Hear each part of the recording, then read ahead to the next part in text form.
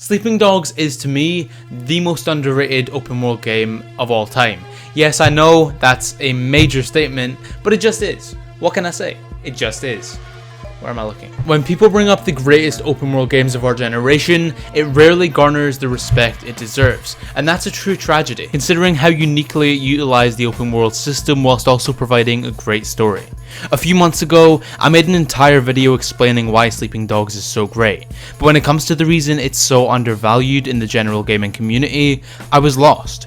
But over recent months, I've had an epiphany. Sleeping Dogs is largely forgotten because it was never followed up on. Despite laying the foundation for what could have become a great series, the franchise instead crumbled into obscurity, with nothing more than a minor remaster for the current generation of consoles. So why didn't Square Enix capitalize on this potential gold? Well, before we jump into the video, it'd really be appreciated if you could hit like, and also if you're new here, make sure to subscribe with notifications turned on, because YouTube doesn't like showing my video. And without further ado, let's take a look at what happened to Sleeping Dogs 2. Bars.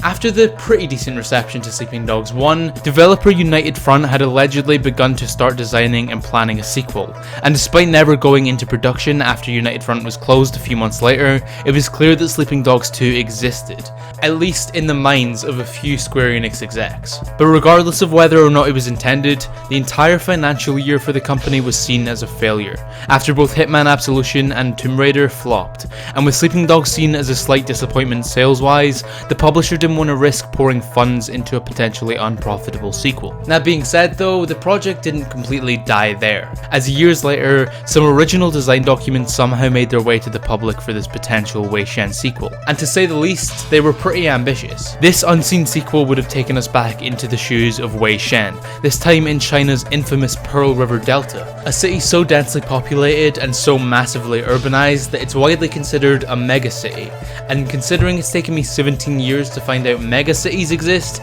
just shows how terrible the education system is in this country. So yeah, the world would have not only been huge, but also massively populated by NPCs, which no doubts would have absolutely destroyed whatever hardware it was running on. Assassin's Creed Unity. It seems that the game would have seen an approach to story more akin to Alien War, with a corrupt police partner standing at Wei's side as he attempted to pull off the same undercover magic he conjured in Hong Kong. But in this case, the game wouldn't only show you the world from Wei's perspective, as it seems some form of minor character choice would be involved in telling the tale of the two's investigation. But it seems as if United Front were looking far bigger than just the amazing single player world they made in the original, as it seemed they wanted to take the GTA and Assassin's Creed route of introducing co-op, filled with helicopters, hundreds of new car models, completely new gun mechanics, and again presumably the brilliant combat system of the original. But surprisingly enough, the layered story, the co-op, even the ability to arrest any NPC weren't the most ambitious goals of United Front. No, they wanted to see a massive change to how all open world games would work, and that was with the also dreaded mobile tie-in game.